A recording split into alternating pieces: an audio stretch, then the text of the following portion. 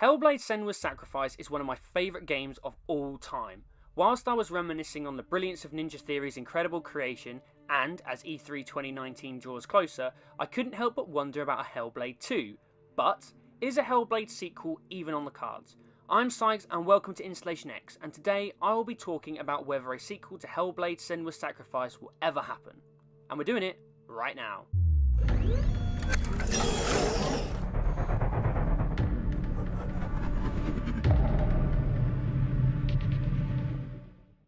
So guys, if you enjoyed this video then please remember to like and subscribe for more Xbox content, and also this is your full spoiler warning, as I will be talking about all the events that take place in Hellblade Senua's Sacrifice. So if you haven't played it yet, then you can head over to the Xbox Game Pass tab on Xbox Live and download the game from there.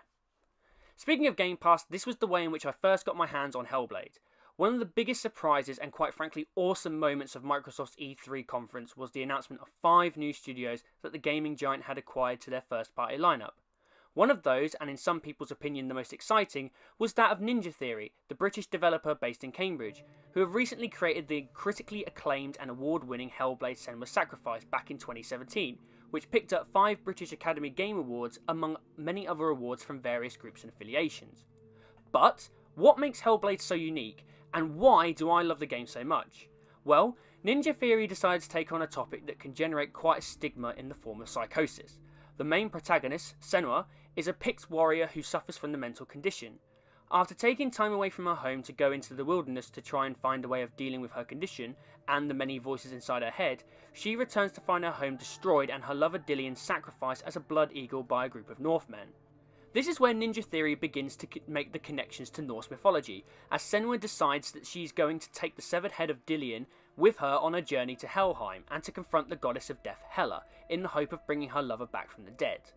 Throughout the entire game, Ninja Theory very creatively bring the effects of Senua's psychosis to the forefront, with the player having to deal with sudden changes in the environment, puzzles that need to be solved using shapes within the environment, bright colours depicting types of hallucinations, and many more.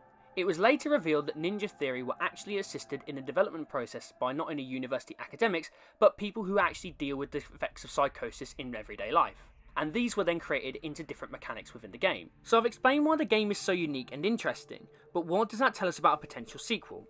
Well, the main talking point about whether we may get a sequel to Hellblade is revealed during the final moments of the game. Senua manages to reach Hela after fighting wave after wave of enemies to find herself face to face with the goddess. Exhausted by her previous battles, Senua is easily killed by the goddess and the player is left to believe that Senua has failed in her quest. However, it is later revealed that Senua is still alive. We see a much smaller version of Hela drop Dillian's head off of the side of a wooden structure. The camera pans back to what we assume is Hela, only to find it's actually Senua, and Hela's body is lying behind her in the background.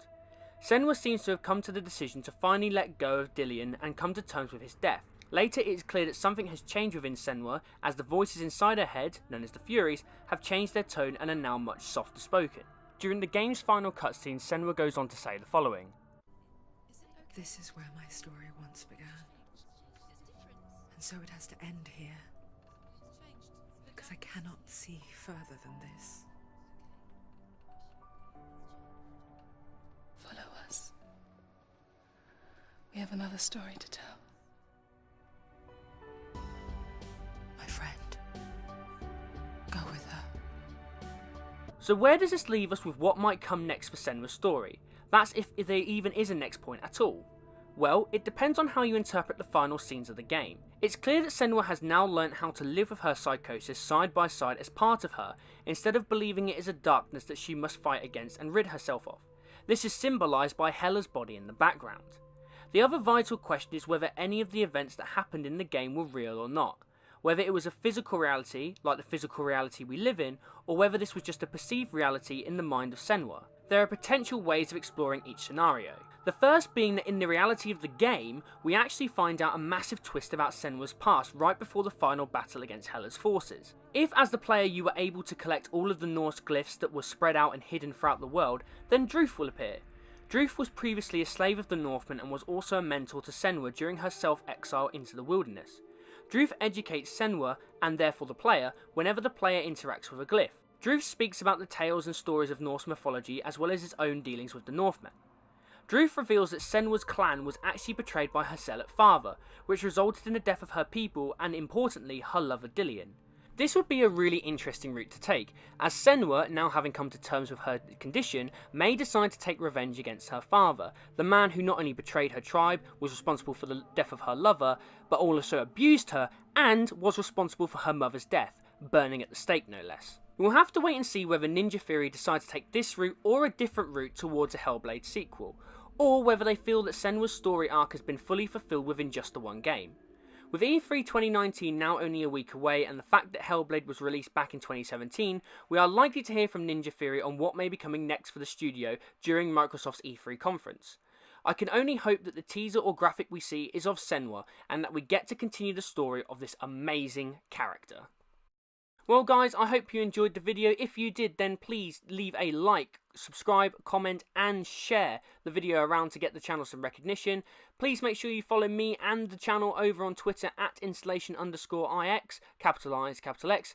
And for more from me and everything Xbox, stay tuned to InstallationX. Bye guys.